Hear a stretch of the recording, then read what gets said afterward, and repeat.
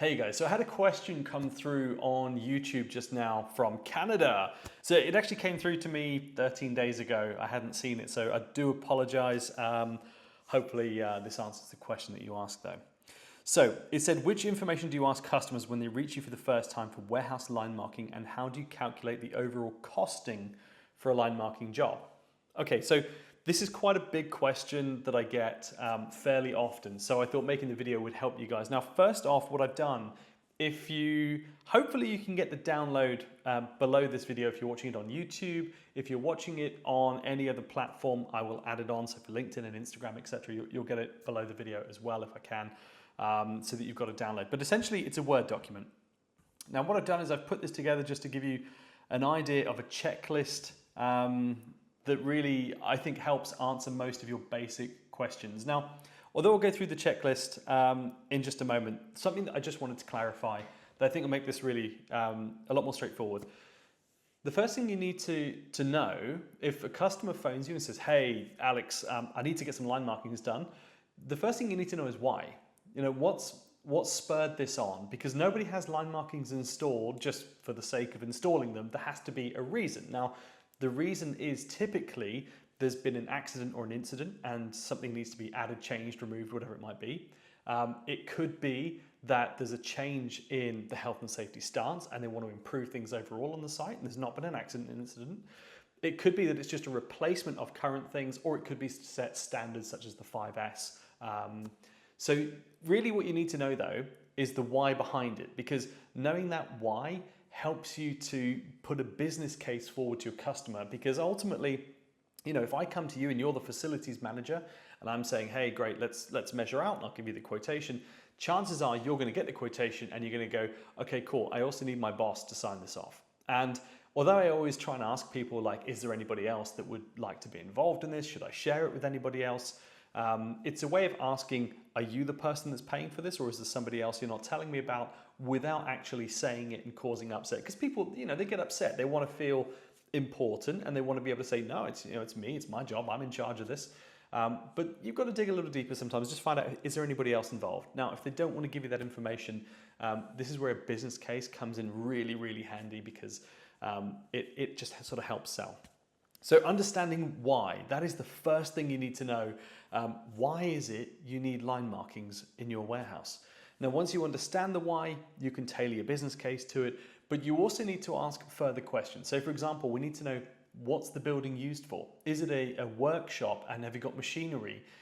If so, is it oily and greasy? Because that's going to tell me that I can't just shot blast and paint the lines. I have to degrease your floor first, because even on a microscopic level, when I shot blast it, all that oil and contamination is going to go onto the concrete.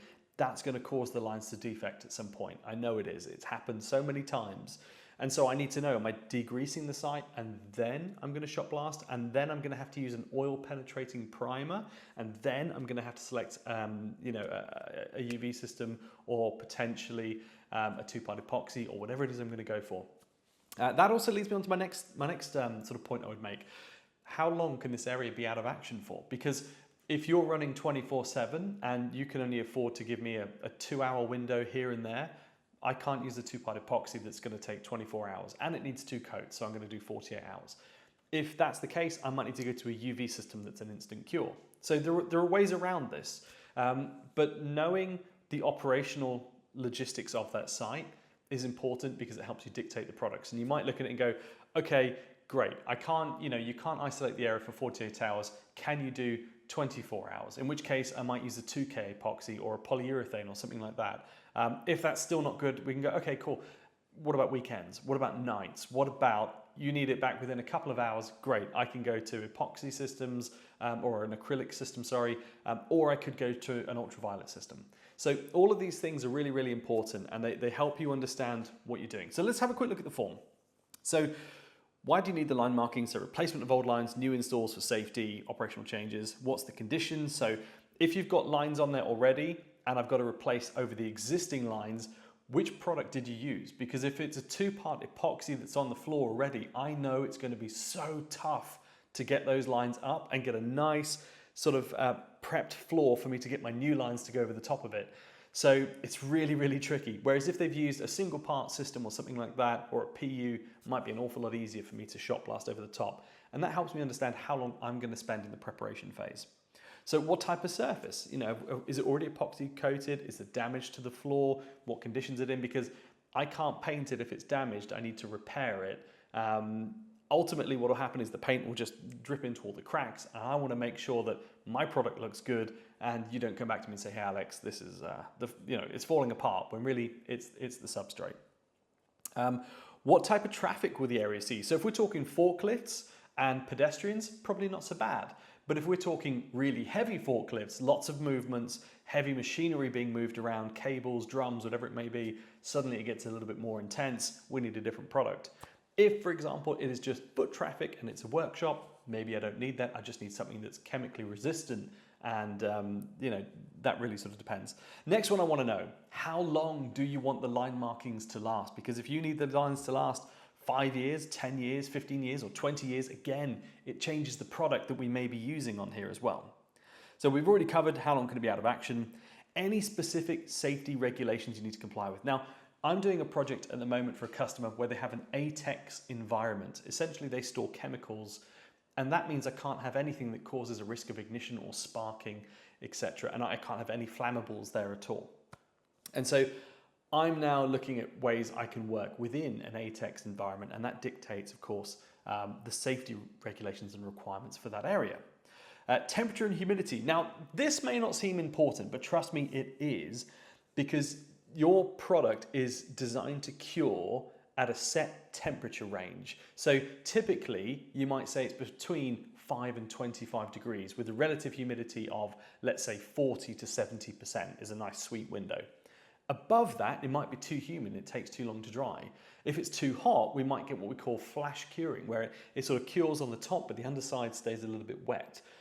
If, for example, you're the other way around and you've got low humidity, we might get static buildup. Also, if you've got a cold room, again, that's going to massively impact the product we use. For a cold room, I might go, great, we can use a fast cure 2-part epoxy that will go in 2 hours, or we just go straight to an ultraviolet product, because then I haven't got to worry about really the paint curing properly. With ultraviolet, it's just nice and easy. Next, I want to know, have they already got a layout or design for the line markings? Now, this is something that's often overlooked, and the customers often don't have it, but it's really important, because if you and I walk around your warehouse and we start putting together a plan of what we're going to install where, chances are you're going to get more than one quote. If you've got somebody else then that comes in to do a quotation after me, and then a third person even, it's very, very likely, we're all going to measure from different points and get different measurements, which means all of our quotations are going to be slightly different. So it's really important we have a plan. Now, a way that I get around this is I will typically take a spray can, a water-based spray can, and I'll put a mark on the floor and say, this is my start point, this is my end point. And then every person that follows me will be able to quote based off of what I've put down.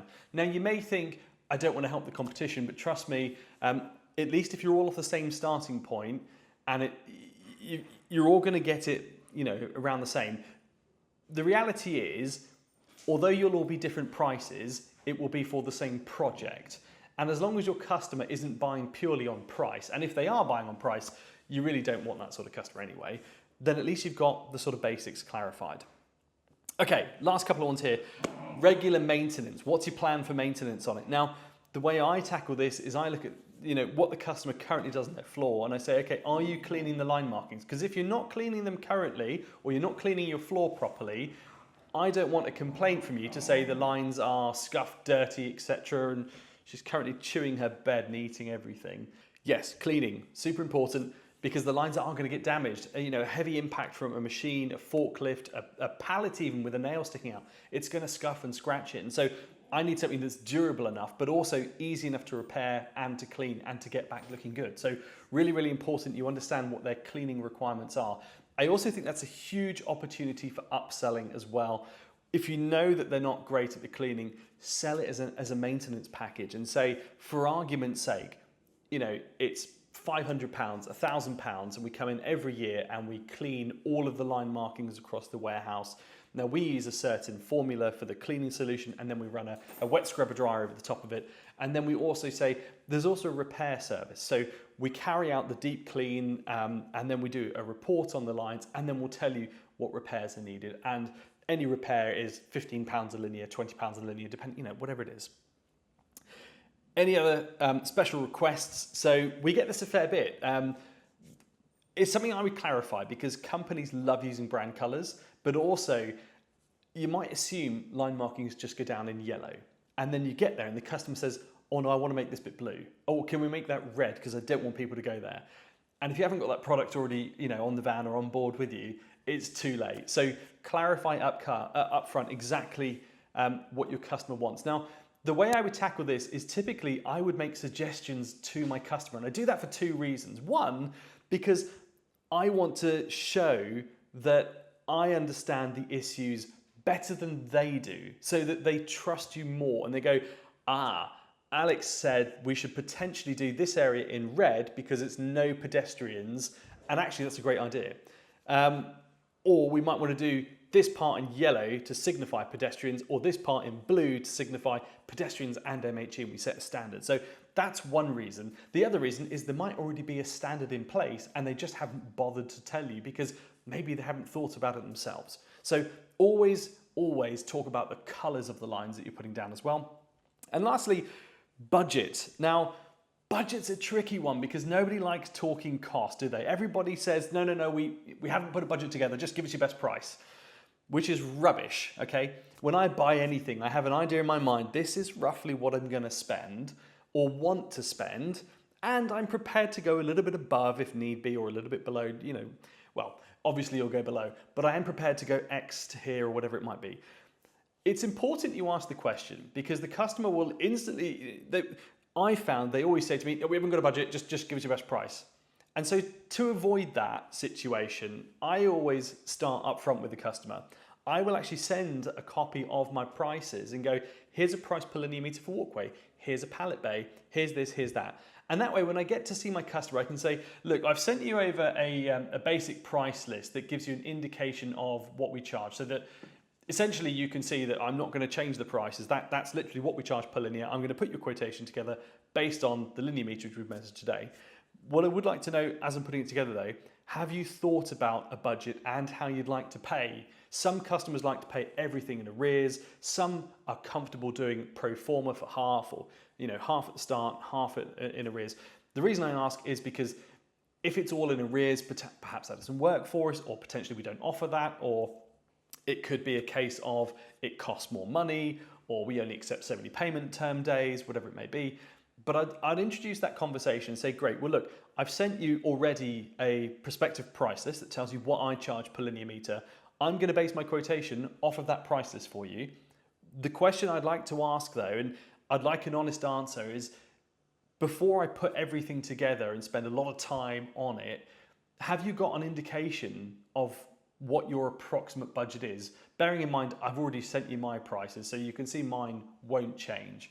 Now, it depends how comfortable you feel with the customer as to whether or not you ask that, but it's something I always try and ask, and it works quite nicely. Now, the other question I got asked there, sorry, it's a really long-winded video. The other question I got asked there was on pricing. How do I price it? Right, this is a quotation I've sent to my customer, and I'm just gonna scroll down and show you what I've put together. So we start out, customer name, we put together the business case here. So this is where I was talking about when we put together a business case for the customer, because I know the person I'm talking to here is also going to pass this quote to their director, and they're the ones that are going to be paying, which means although I'm talking to this person, I also know I'm talking to their boss and potentially a few more bosses.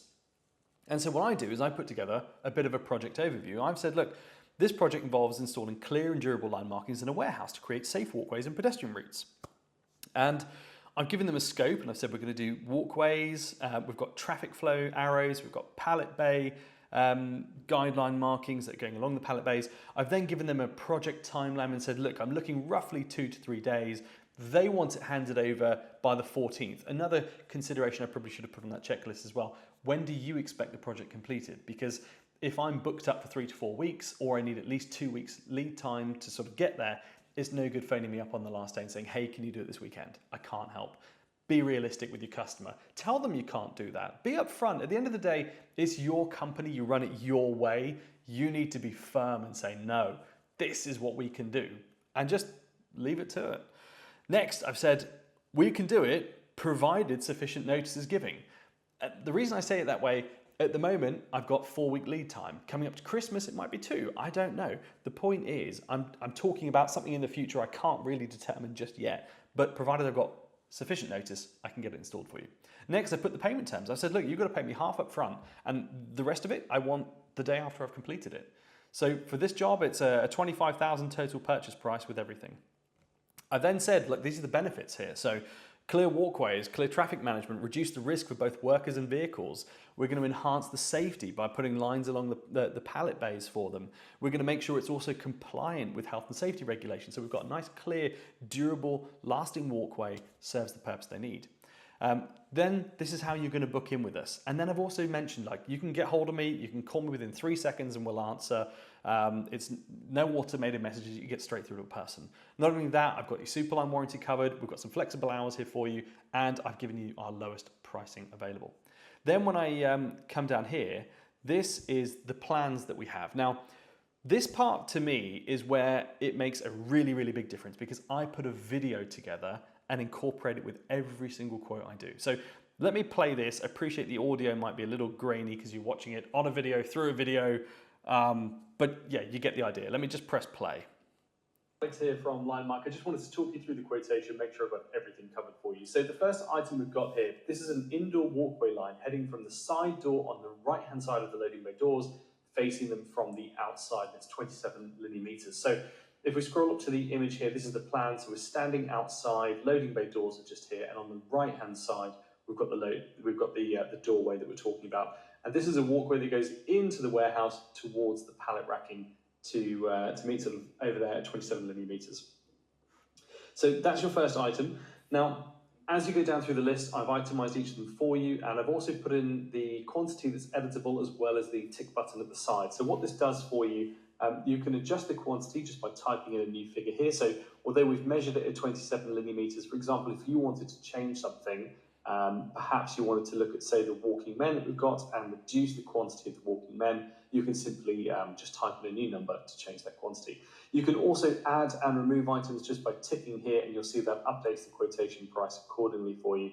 So I'll let you tick back in just to include that for you there. Okay, so what you can see here, and apologies if that comes over a little bit grainy. Essentially, I'm talking my customer through every itemized part of my project, and I'm not talking about pricing. So the question I got was, how do you price it?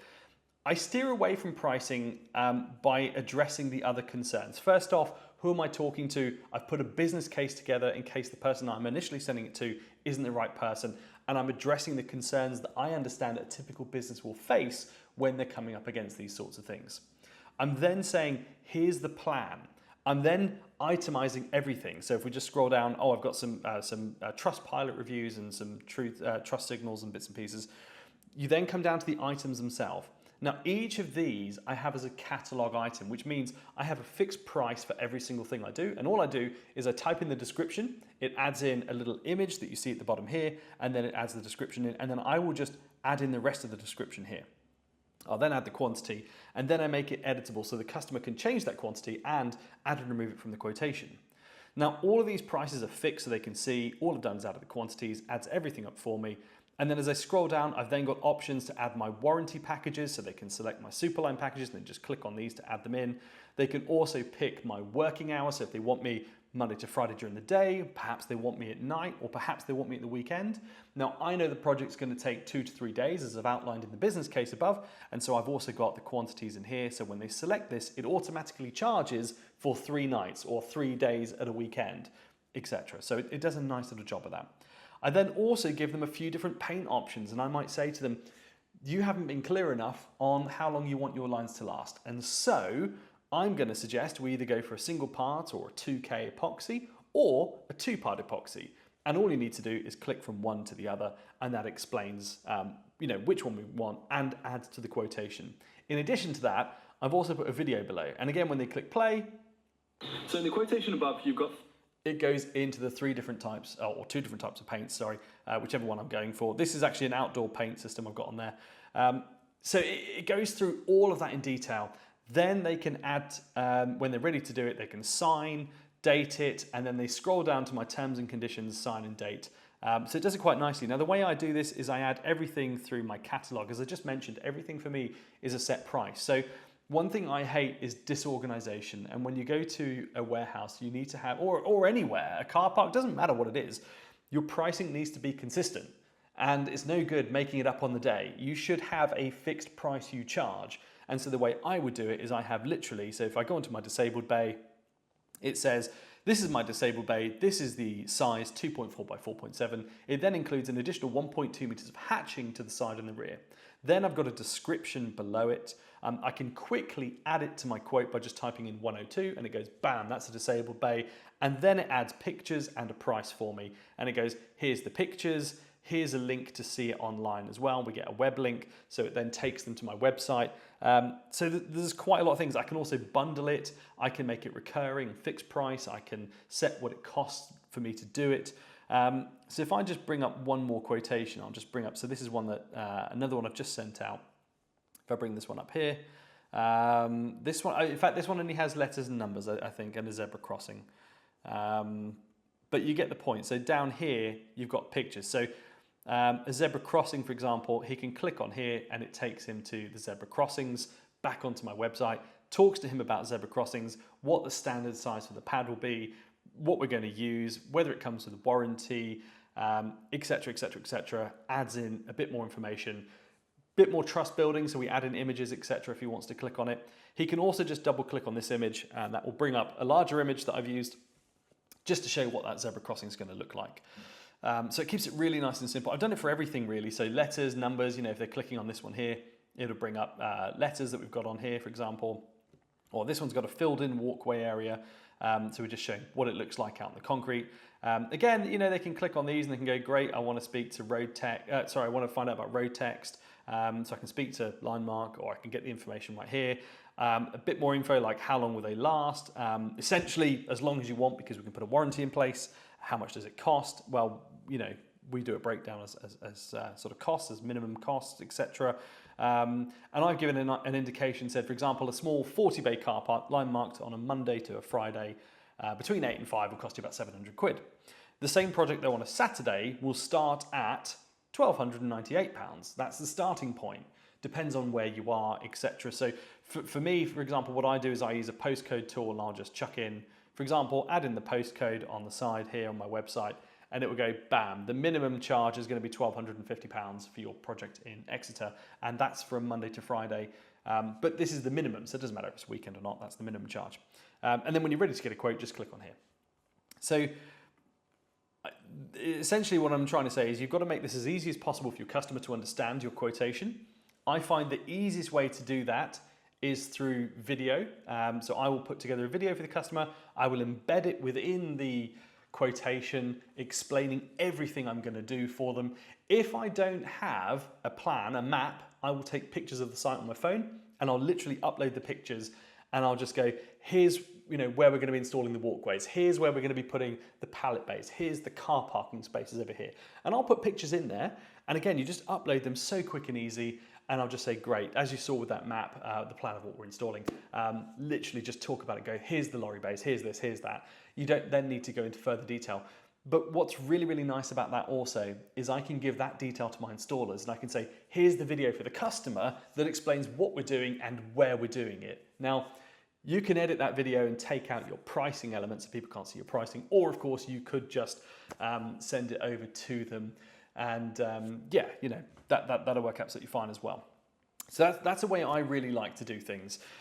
Now, the only thing I would say on all of this, there's quite a lot of information, is although I've put a checklist together, you'll naturally get comfortable with just asking the right questions when it comes to it. You'll just know instantly and go, these are the sort of things I need to understand because I can put my quote together based off the back of that. But if you get stuck with it, I have put together a training package, which is not for everybody at all.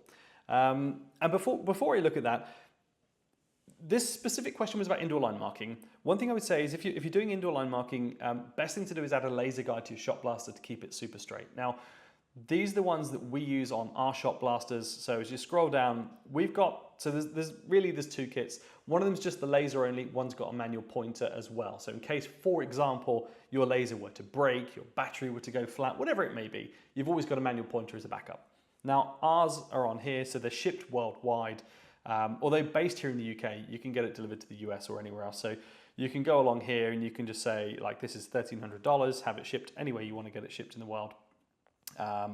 Nice and easy. You can also change your pricing up here, so you don't have to have US dollars. You know, you can have it in euros, pounds, whatever you want to do, yen if you like. Doesn't really matter. But on the training side, so if you wanted to know how to put the quotes together, how to actually win all of that, I can give you a bit of an overview. So like here's the training course that I've put together. Now, I didn't put this together for other people initially. I actually put it together for linemark.com, my line marking business. And essentially it covers everything. So if I just bring these up here, so I can give you a bit of an overview of the chapters. Sorry, there's quite a lot. There's about 60 odd videos on this in total. So essentially,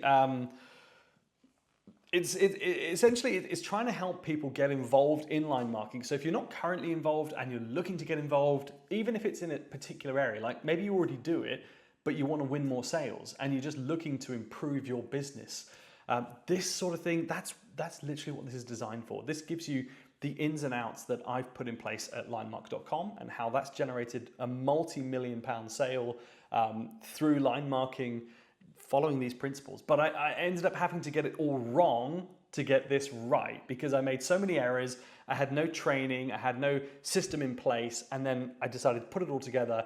The business skyrocketed from there. That's essentially what this is. So this goes through everything that we're going to cover, how to do everything. But we were talking about indoor line marking. So when it comes to indoor line marking, and there's a lot to be fair. So you've got outdoor line marking as well. So which equipment do you need? Basically how I got started, what equipment I've started with, what you guys might want to look at. Paints, pressure sizes, when to change your tips, dimensions, triangles, how to do disabled and handicap bays, installing car park spaces, EV spaces. I appreciate a lot of this is in draft at the moment because I need to actually just click publish on it once I've proofread and I'm happy with everything I've written. How to do concrete, zebra crossings, hand mold. So for example, if you're working and you're doing hand molding, this is how we would apply it with paints in a hand mold, what sort of things to do. I mean, it goes on and on. Weather apps we use, checklists, testing, but we were looking at indoors, so we've got equipment that we use, so a bit of an intro to the equipment we're going to be using, the types of paints, how to set out the lines, how to shot blast, how to do the grinding side of it, how to do the taping out, how to apply by hand, choosing the right paints, and then considerations like the dust, the cleanliness, the surface preparation, etc. that goes into it. So there's all of that, but then how to win work, the question on pricing, these are all the tools I use and you'd need access to. And this is how to set them all up. Here's how to handle the new inquiries. Here's how to deliver the quotes. Here's the templates I use. So you can literally copy and paste my templates. You can set up the catalog the same way I do. How to add the videos, how to manage the relationships. Then it goes on a little bit further, like how to price a job properly, and then how to set your pricing as well. So like, here's how to price a job, but that's different to how to set a price. How to price a job is what to ask and do, and that's kind of what this video is when you go out and have a look. But how to set your price is totally different. That's like, how much does it cost you? And that, to answer that, you need a cost calculator. In fact, that's probably a really good starting point, really, and I'll mention that again in just a second, is understanding what you need to charge really comes down to understanding what it's going to cost you to deliver it.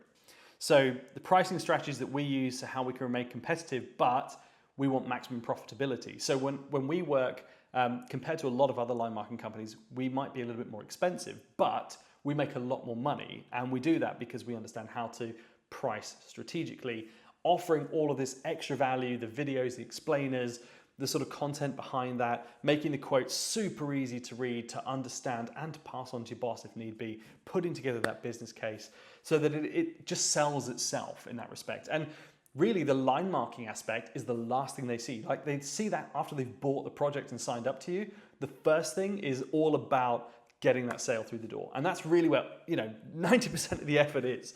Then we go into like how to follow up, how to follow up like a pro. We use MailChimp, we use Bonjoro, how to plan everything in. Then we've got terms of business, so you can download a copy of ours and what to do. Getting feedback, another super important one, so that you can learn what to do if you don't get a 5-star review and you get less. In Japan, a 3-star review is average. In the UK, anything less than 4 stars is pretty crap. US, yeah, same really. 5 stars what you want. And then equipment maintenance, and then it goes managing a team. Like there's nearly 60 odd sessions in here in total of honestly millions of pounds worth of ideas, thoughts, content, and literally it's built a multi-million-dollar business purely off of this. One of the things I just mentioned was getting the pricing. So we do run a masterclass for people that are interested in learning all of this information, and it's relevant whether you're based in the UK, the US, or elsewhere in Europe. Ultimately, line marking is line marking and sales is sales. It doesn't matter whereabouts you are in the world. The same principles are going to apply. And, while you can change certain elements, having a robust system in place is the key thing. And that's literally what this does for you. One of the things you get when you do the masterclass, so it's totally free, by the way, to do the masterclass. You can book on, literally click on here, book one, select an upcoming session. So next one here is in November on the 12th. And when you do this, what we do is we actually give you a cost of our pricing calculator so that you get a copy of what we charge people. But if I were to give you a quick, so this is what you get included with when you come to one of my masterclasses. Now, this hopefully answers the question on what to charge when you're setting your prices. So although I've got my prices set in PandaDoc, as you just saw, the thing you're going to need to know, of course, is what should that price be? And this is how I would set those prices. So I use different products. So I've got hand applicable MMAs, spray applicable MMAs, thermoplastics, solvent sprays, and then I use a fast cure 2-part epoxy and then a slow cure 2-part epoxy. So this is like 2 hours, this is 24 hours and 2 coats, so 48 total. Then a solvent and sealer, and then I also use a hybrid UV, which is basically a water-based paint with a UV sealer over the top of it. Super durable, great to use, but expensive. In fact, that's the point, right? So when it comes down to how many linear meters you're installing, all you do is bang in your figure at the top here. So if you wanted to do it just based on a figure and you didn't use PandaDoc to itemize each thing, let's say you're just using your accounting software or a Word document even, bang in how many linear meters, or in America, you're going to use feet as opposed to meters, but that's easy. Just at the end of the day, just put in how many feet. It doesn't make a difference. This doesn't know whether it's feet or meters. It just knows a number. So if it's 200 feet, just put in 200 feet. What you need to do though is work out what you're paying for your material first. So for example, the way I would work this out is I know I'm paying, for argument's sake, £85 for a tin of MMA that will do 100 linear meters. I'm paying £74.38 for the sprayable MMA, or I'm paying £40 for the thermoplastic, or I'm paying $33.33 for the solvent spray. And essentially, once you've worked that out, you can say, I'm doing X amount of linear meters or feet, so 200 feet, and it will go great. The price for your project will be £170, $170, whatever it is you're charging. Now, on the next part over, I've got durability, and it says, okay, this is the most durable, this is the next, this one's pretty good, this is like the least durable, and I've got exactly the same along here. And then I say where I want to use it. So concrete and tarmac, great. Tarmac, really good for that. Concrete, tarmac for this one. This one includes a peroxide or coated beads. This one costs me gas as well as just the paint. I have to pay the gas supply that heats the boilers. And then I've also got like the cost. So for example, if I go for the solvent spray, I'm doing 200 feet, it's going to cost $66.67, right? That's my material cost, not what I'm charging my customer. That's my material cost. And I need to know then, if I were going to change that product and I were going to do it in MMA, what would be the price difference? Well, it's £170 for me to do it in MMA, £66 for me to do it in solvent. But the difference is £103.33, so it's quite a big difference. So that's one thing I use. That tells me the price of my material. The next thing I use, this is what I charge my customers. So this is basically everything that you saw in Pipedrive, in PandaDoc just a second ago, where I've set my prices, and this is how I put it together. And I'll go, each of my items, for example, I'm going to charge a tennis court overmark. And I want to know how, I'm zooming all over the place here. So a tennis court overmark, I'm going to charge a fixed price for it. Let me just zoom in a little bit so it's not too much. I might just scroll down here a little bit because it might be easier. Okay, so an outdoor line, £3.97 a linear meter. And if my customer says, okay, I need 1,000 feet or 100 feet, 100 linear meters, I'm going to say, okay, my cost to the customer is £397. But the cost to me, I don't know yet because I haven't decided which product I'm going to use. So what I need to do now is, let me just remove the other figures that I've got on here. Make sure I've got nothing else on there. Cool. Right, so we've got 100 feet, linear meters, whatever it may be. It says total cost to me is £0, total charge to my customer, £397. Now what I need to do is select which product I'm going to use. So if I select hand applicable MMA, I know the cost to me is £85 for me to do that. But if I were to go for solvent spray, it's only going to cost me £33.33. So I can work out what profit margin I'm making. Now what's handy with this, you can scroll over to this tab and it will tell you this is your return on investment. And it will go total project cost, £397. Total cost to you, £33.33. The return is £363.67 or dollars or yen or whatever you're using, which means you've got a 1,100% ROI on that project, which absolutely fantastic, I think. So I would say this is really, really handy to know.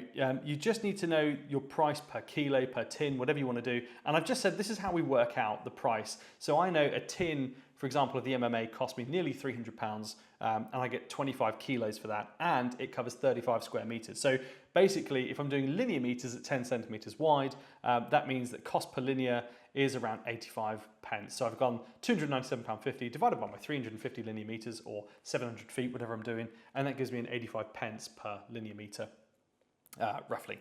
And then basically that's how it works out your paints on here. So really, really nice and easy. If you want a copy of this, you can get a copy of it. Just head over to linemarking.expert. When you sign up for the masterclass, literally just pick the date you want to do. Now, all of these times are UK times. So if you are elsewhere in the world, bear in mind it is a UK time. But when you sign up, attend the class, put the details on, and I will give a couple of handouts during that session so you've got a copy of our price checklist. Anyway, I have been talking for nearly 40 minutes, so apologies if this session's run on just a little bit too long. It was a fantastic question. So yeah, really, really, great. Thank you very much. I'm not sure I can pronounce Vyom Patel. Really appreciate it. And I hope this really helps you and, of course, many, many other people. I look forward to making loads more of these videos for you guys into the future. And yeah, I'd love to see you guys on one of the masterclasses. And if you really want to grow your line marketing business and do multiple millions like I've done through linemark.com, that's essentially what it's all about. I love making content. I love making videos. And I love teaching and training. I'm actually married to a teacher. My wife's a teacher as well. So it's kind of ingrained into me, I guess, now. Teaching's like what it's all about for us. Anyway, that's it from me. I'm going to end the screen recording and I will see you guys in the next video.